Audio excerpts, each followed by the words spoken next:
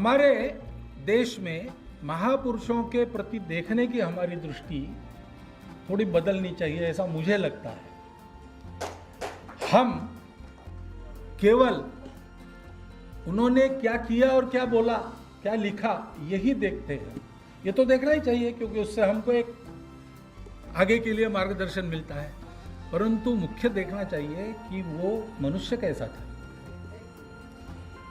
उसके जीवन में त्याग है कि नहीं, उसके जीवन में निस्वार्थ बुद्धि है कि नहीं, वो केवल प्रसिद्ध पुरुष बनने के लिए कुछ करता है, देश के लोगों के दुख को अपनी पूंजी बनाकर उसके आधार पर आगे बढ़ने की सोचता है कि उनके दुख को नष्ट करने की सोचता है।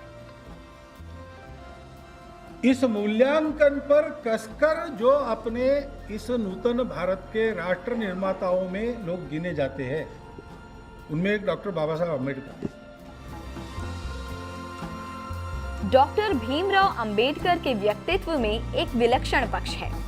वो इस समाज के भीतर की गलन पर मुखर होकर तो बोलते हैं, परंतु जहां समाज की अखंडता और एकता की बात आती है, वो एक कवच की तरह खड़े हो जाते हैं। कुछ लोगों के द्वारा बाबा भीमराव अंबेडकर की छवि एक विरोधी व्यक्तित्व की बनाई जाती है। समाज के भीतर अलगाव की स्थिति पैदा करने के लिए उन्हें वर्ग हितैषी और सवर्ण शत्रु की तरह प्रसारित करना एक कुंठाग्रस्त प्रयास है।